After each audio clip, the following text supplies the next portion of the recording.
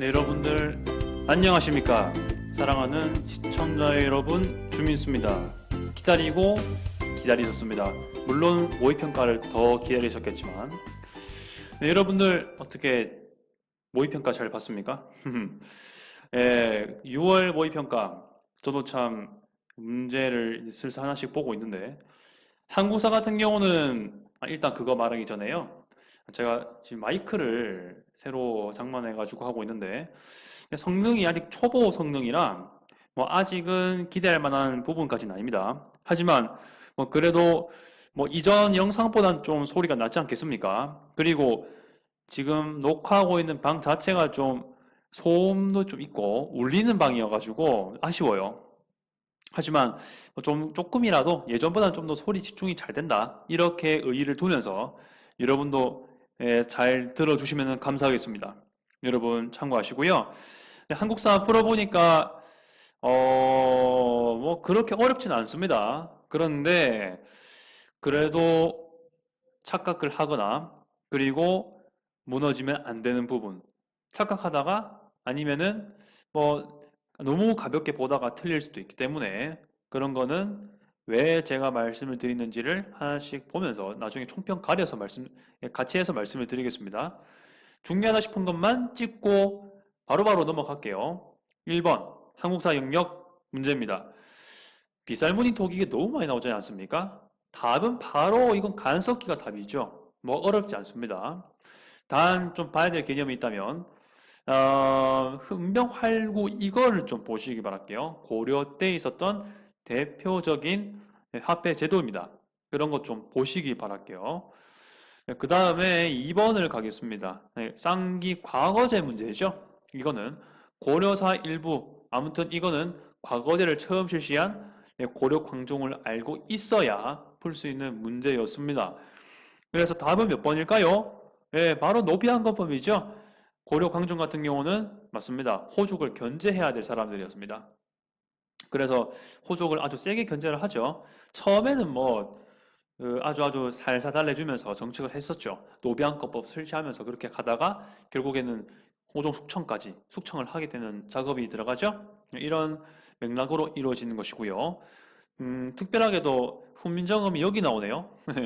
약간의 다른 트렌드가 아닌가라는 생각이 드는 부분이 되겠습니다. 유경공원 같은 경우는 우리나라 최초의 공립교육기관이죠. 근대적인 공립교육기관입니다. 네, 그 정도 풀이하면 될 것 같아요. 뭐 어렵지 않고 3번을 가겠습니다. 광개도 대왕을 기리는 거죠. 그 후대왕이었던 장수왕이 기리는 겁니다. 그러면 여기서 볼 수 있는 것들, 네, 고구려라는 걸 일단 뭐 기본적으로 알고 계셔야 되죠. 그래서 고구려에 관한 설명, 대표적으로 2번이 있죠. 진대법 실시가 아주 중요한 부분, 우리나라의 복지 정책의 고대판이라고 볼 수 있는 그런 정책으로 보고요. 3번을 좀 보실게요.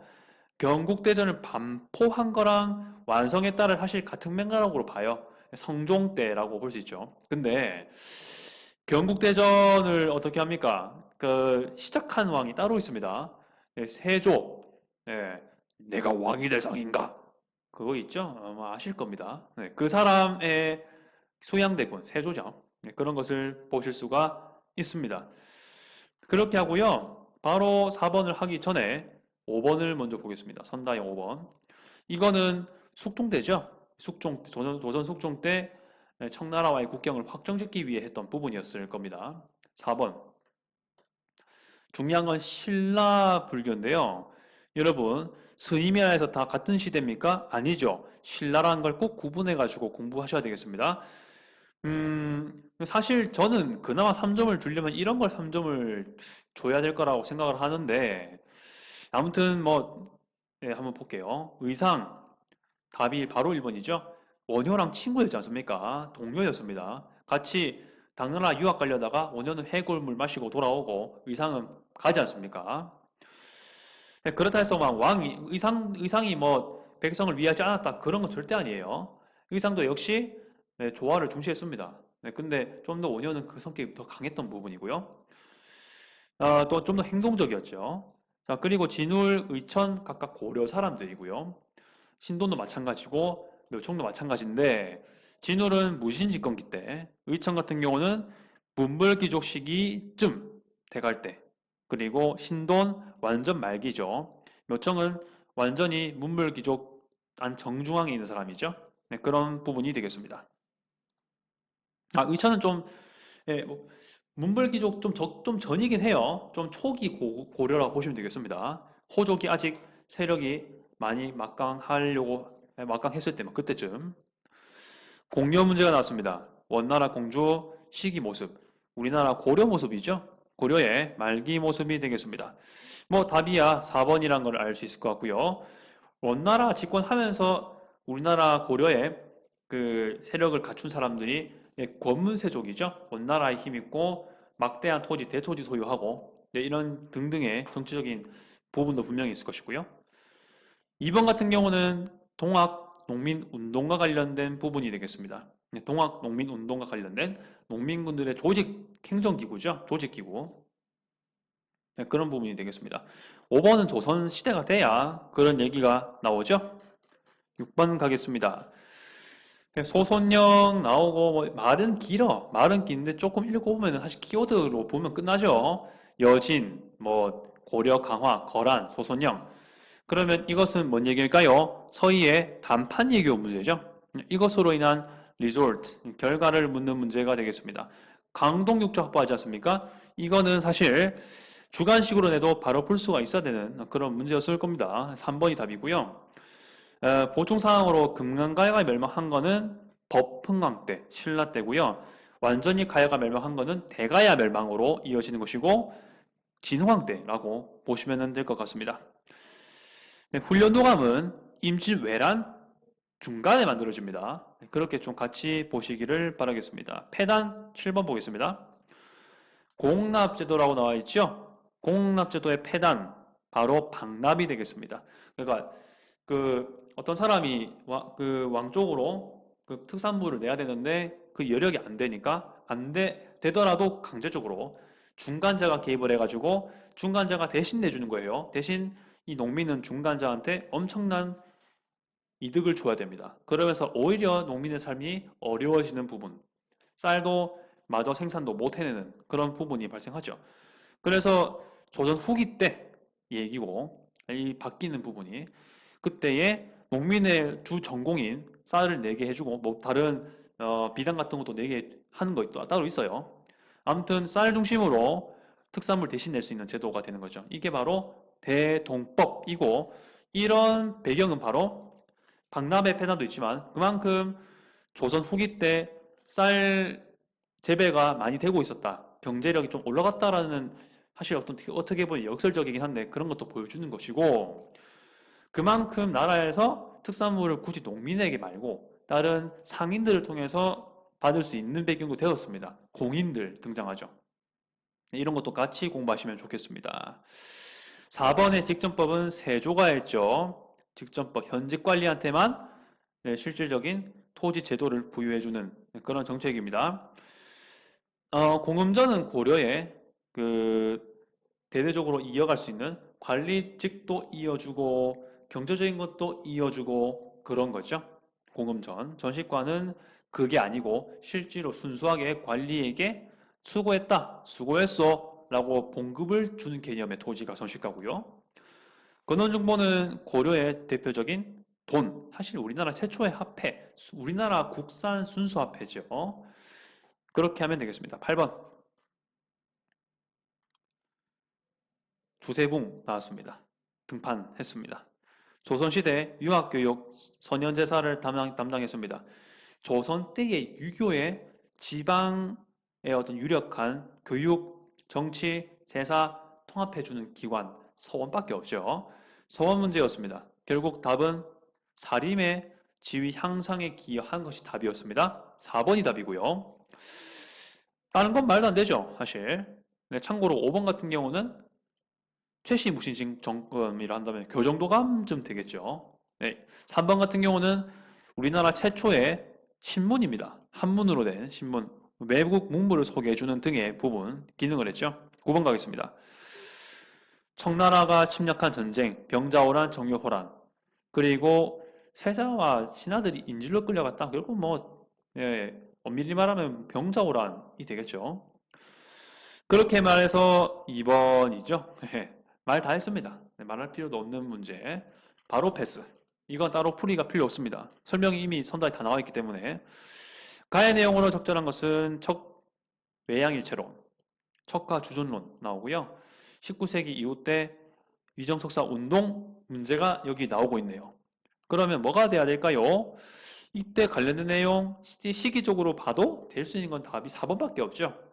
이만손의 영남만인소, 이것은 유길준 이런 사람들이 또 관련될 수 있는데, 조선 책략을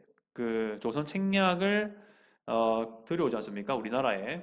그러니까 그 일본에 있던 어떤 중국 관리였던 황준센이라는 사람이죠. 그런 사람들이 이 책을 보여준 다음에 이거 조선에다 써먹어라. 이거죠. 뭐 결일본 연미국 그런 거 있지 않습니까? 친중국, 결일본, 연미국 이렇게 돼 있죠. 박러까지 포함해가지고 러시아 견제까지. 근데 이것에 대한 반대 이론을 만든 사람들이 4번 사람들이죠. 그런 맥락으로 이루어지는 부분들이 되겠습니다. 그렇게 볼 수 있고요. 그래서 답은 4번이고, 이왕 같은 경우는 16세기 때 부분이죠. 같이 볼 수 있을 것 같습니다. 11번. 군국기무처 갑오개혁 1차 내용이 되겠습니다. 이때 어떤 내용이 있었을까요? 국내부 폐지. 이제 황실이 완전히 국가 관리를, 국가 통치하는 데 쓸 수 없는 그런 기능이죠. 결국에는 왕실하고 실질적인 행정기관이 분리되는 부분이죠. 신문제 폐지되고, 그리고 여러 가지 사회적인 부분이 일어나죠. 그래서 답은 4번이에요. 4번 과부의 제가 허용. 제가 나중에 이 오른쪽 위에다가요, 갑오개혁 정책을 쉽게 기억할 수 있는 방법 옛날에 찍은 적이 있습니다. 그걸 한번 올려놓을게요. 말도 안 되는 억울하고 좀 있긴 한데 여기서 발설하기 좀 그렇고요. 제 영상을 보시기 바랍니다. 재미는 없지만 기억 남을 수밖에 없는 영상이 되겠습니다. 제가 유튜브 처음 시작할 때 찍었던 영상 중에 하나인데 그거를 한번 참고로 보시면 되겠습니다. 장룡경 같은 경우는 조선 정조의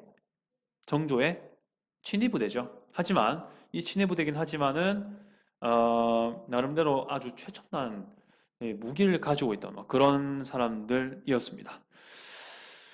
사사오입은 뭔지 알죠? 사사오입 뭔지 아실 거라 생각합니다. 이승만 시대 때 개헌안이죠. 그것도 꼭 좀 기억해 주시고요. 12번. 특사 파견의 시기를 옳게 고른 것은 이렇게 또 문제가 나오네요. 저는 지금 헤이그를 여행한 적이 있는데 저는 이준이랑 이분일 거예요. 이분이 그 사망했던 호텔을 한번 가봤습니다. 제가 거기서 여행하면서 아주 많은 걸 느꼈는데 참 많이 돌아다녔구나. 이분이 헤이그 만국평화회의장만 있었던 게 아니에요. 중앙역, 공원, 정원, 동선이 다 꽤 있거든요. 많이 돌아다녔습니다. 이분들이 여기 활동하시려고 그런 걸 좀 느꼈습니다. 아무튼 간에 헤이그 특사 파견 나오려면은 어떻게 돼야 됩니까? 국권 피탈이 아직 안 되는 상태였겠죠. 일단 라마는 빼야 됩니다. 그리고 이 사람들은 고종황제 퇴위를 빌미로 빌미가 된 사건이잖아요. 대한제국 이후대 사건일 수밖에 없죠. 답은 일단 3번이 되겠습니다. 그렇게 어렵지 않았던 문제였고요. 왜 3점인지 모르겠네요. 열심히 낙서를 해서 그런가요, 이렇게? 아주 예쁘게 문제를 만들어 놨네요. 참 마음에 듭니다. 13번. 왕이 실시한 정책으로 옳은 것은 나와 있습니다. 탕평미 세우고요. 속대전을 편찬했고 그 다음 왕은 정조이고요. 신문고를 부활시킨 사람. 청계천 준설사업. 이건 안 배웠을 것 같지만 그래도 참고로 하나 알아두십시오. 영조가 나왔으니 다음 수능이나 9월 때는 정조가 나올 법도 한데 안 그렇습니까? 아무튼 이 사람이 한 것, 균유법 시행이죠. 2번을 꼭 정리하십시오. 정치만 정리하실 게 아니라 경제정책도 꼭 보시기를 바라겠습니다. 참고사항입니다.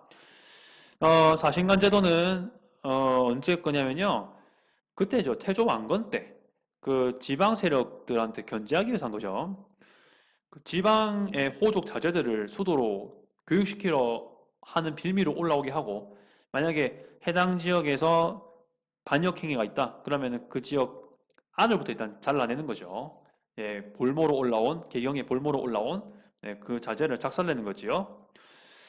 네, 그렇게 볼 수 있을 겁니다. 참고해 주시고요. 이건 너무 쉬워요. 볼게요. 조선 총독부 드디어 일제강점기가 시작되었습니다. 주 헌병 장교 이런 문제가 나오네요.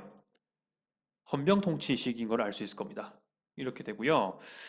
그러면 바로 뭐 1910년대 통치 시기라고 볼 수 있을 것 같습니다. 답은 3번이죠.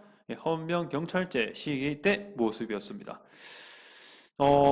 일제강점기 문제가 더 있었을, 내용이 더 있었을까요? 없네요. 3점이 왜 3점인지 모르겠네요. 좀 어려운 말이 나와서 그런가? 신탁 통치 반대 시위란 건 모스크바 삼상회의 이후의 반응이죠. 그런 모습들 같이 볼 수 있을 것 같습니다. 아무튼 뭐 그렇게 되고요. 15번 보겠습니다. 다음 자료 탐구활동 옳은 것은 백정 나왔네요. 일제강점기 때 백정의 활동, 형평사 운동이 있지 않습니까? 진주에서 만들었던 거. 3번으로 바로 풀이를 할 수 있어야 될 것 같습니다. 교정도가 아까 말씀드렸는지 모르겠으나 무신집권기구, 특히 최씨 무신집권기구죠. 보병사는 그 조미수호 통상적을 맺은 다음에 근대 때 바로 우리나라 그 담내로 파견시킨 사람들이 되겠습니다. 이때 보병사가 그 당시 대통령께 절을 해가지고 그 당시 뉴스에 일면으로 실렸다라는 그런 소식도 역시 볼 수 있는 부분이죠. 계속 갈게요. 16번입니다. Korean Commission 나오고요. 이때 3.1운동 왜 이런 문제 안 나오나 싶었습니다. 20문제에 그 요즘에 또 중요시 여기고 있는 부분이죠. 대한민국 임시정부 문제였습니다. 독립공채 이렇게 뭐 시민증까지 뽑아줬을 거라고 저는 생각만 했는데 저도 이거 처음 보는 그림이긴 하거든요. 아무튼 5번이죠. 이거는 어떻게든 임시정부는 중국에 있고 상하이 최초의 그 임시정부가 상하이에 있었으니까 물론 계속해서 임시정부가 중국에 있어 왔죠. 근데 중국에 있으니까 조선하고는 거리가 있잖아요. 그래서 그 중간에 자금도 전달하고 소식도 전해주기 위해서 특히 비밀 정보도 전해주고 하려면은 연락기관이 필요하잖아요. 그게 5번입니다. 네. 17번. 큰 사전 문제인데요. 그 큰 사전의 결과 한글 맞춤법 통일안 만들어지죠. 예, 조선어학회 사건이지 않습니까? 그 이 단체와 관련된 영화가 말모이라는 영화가 있지요. 유해진 씨 나오고 그런 부분인데요. 참고해 주시고요. 배고인 사건은 신민에 관련된 거고 국제보상운동은 1907년 고종 황제께서도 담배를 끊었다라는 뭐 돈도 주고 막 그렇게 했다고 말을 하고 있는데 무튼 그렇습니다. 2번은 동학농민운동 초기 때 모습이에요. 엄밀히 말하면 그 고부농민 봉기 이전의 얘기긴 합니다. 18번 국회의원, 대의원 여러분 돼 있고 3.15 나오죠. 3.15 부정선거로 인한 결과 4.19 혁명, 이승만 말기 때 내용이 되겠습니다. 60년, 딱 60년 대고요. 유신헌법은 70년대 박정희 시대 때 얘기죠. 그러면 이 시기는 60년대 그 중초반의 내용이 나와야 뭐 답이 되겠죠. 그러면 답이 몇 번일까요? 물론 뭐 유신헌법이 딱 70년이 아니고 좀 70년 초반까지 가죠. 70년 초반까지 내용까지 답이 될 수 있을 겁니다. 다음은 3번이에요. 일단 왜냐하면 남북 공동성명 자체가 북한으로서는 김일성 사회주의 체제에 공고히 한 거, 그리고 우리나라 같은 경우는 박정희 체계의 유신헌법의 발판이 되는 그런 부분이었습니다. 좀 아이러니하게도 그런 거 말씀을 드릴 수 있을 것 같습니다. 유해동 씨 가입한 거는 1991년이라고 볼 수 있을 것 같아요. 그렇게 말씀을 드리도록 하겠습니다. 다른 것도 많이 내용 나오지만 혹시 뭐 댓글 필요하시면은 질문이 필요하시면 댓글 달아주십시오. 19번 가겠습니다. 네, 5월 10일 50 총선거였지 않겠습니까? 대통령 선거가 아니라 국회의원 최초 선거였습니다. 왜냐하면 이때는요, 대통령은 간선되었습니다. 최초에는 국회의원이 대통령을 뽑았죠. 그런 부분. 근데 제주 4.3 사건 때문에 제주도에서는 선거구가 빠졌습니다. 그리고 사실 제가 알기로는 102개의 자리가 빠진 거예요. 2자리는 제주도, 100자리는 북한 지역을 일단 보류해 놓은 거죠. 그렇게 되는 부분이었습니다. 이때의 국회, 재헌국회죠. 재헌국회. 최초의 국회 모습인데요. 이때의 답은 당연히 우리나라가 세워지고 대한민국 가져였던 두 가지 농지개혁이랑 반민족 처벌법 해서 반민특위 만들고 7.18 처벌하는 거죠. 5번이 답이었습니다. 3번은 대한제국이죠. 고종 황제가 한 거고요. 해사령 폐지는 뭘까요? 20년대 우리나라 일본의 자본이 막 들어올 때 그때 우리나라 식민지 경제를 만들려는 목적으로 1번을 했었죠. 해사령이란 건 회사 못 만들게 한 거, 제한시킨 거예요. 10년대 때 만들었던 건데 이거를 20년대 때 없애버리죠. 자, 제가 그 총평 같이 할게요. 이거 하면서 헷갈리지 말라는 게 있습니다. 한 시기 때에 다른 사건이라는 걸 꼭 기억하십시오. 전두환 시기 때 5.18 민주화운동이랑 6월 민주항쟁은 다른 겁니다. 게다가 5.18 같은 경우는 엄밀히 말하면 전두환 대통령 때가 아니에요. 최규하 대통령 때예요. 이때 전두환 쿠데타를 일으킨 후에 실질적인 어떤 권력을 차지한 시기는 맞는데 실제로 대통령이 된 시기는 아니었습니다. 그래서 이거 구분해야 되고요. 혹시 이걸 잘못 공부해가지고 일제강점기 때 광주학생 항일운동이 아닌가라고 생각할 수도 있습니다. 틀렸죠? 이거는 6월 민주항쟁입니다. 박종철 이거 1987 영화 나오는 걸로 알고 있는데 그래서 이 부분 그래서 이걸 때문에 시위를 하다가 이한열 열사가 또 순국을 했죠. 그런 부분 순국이라 볼 수 있죠. 나름 그리고 이때 독재타도 호혼철폐 이런 말도 나오고요. 4.13 호혼 조치 그 전두환 체제를 유지하겠다는 거죠. 법 체계를 그리고 후임도 전두환의 어떤 권력에 찬성하는 사람으로서 이양할 가능성이 높은 그런 호혼 조치를 실시했는데 그게 바로 여기에 비슷한 시기 사건들이었습니다. 그렇게 되고요. 답은 아까 말씀드렸는 거고요. 2번은 신채호라는 사람이 의열단의 대표적인 사상적인 그 글로 남긴 근거가 되는 그런 부분이었습니다. 4번 헷갈리지 마십시오. 광주학생 항일운동이랑 광주 민주화운동 다릅니다. 이렇게 구분하시고요. 총평 같이 하겠습니다. 대충 공부했다가 같은 사건인 것처럼 오해하지 말자. 이런 이런 말을 하고 싶어요. 20번으로 제가 그것을 설명할 수 있을 것 같습니다. 그리고 사실 18번처럼 뭔가 시기를 묻는 문제가 조금 간격이 좁았었는데 문제도 까다로웠죠. 근데 이런 것들을 잘 헤쳐나가려면은 현대사의 촘촘한 사건들을 공부해야 된다라는 거 말씀을 드립니다. 이상 주미수였고요. 앞으로도 많은 시청과 관심 부탁드리겠습니다. 여러분들 수고하셨고요. 이상 아디오스.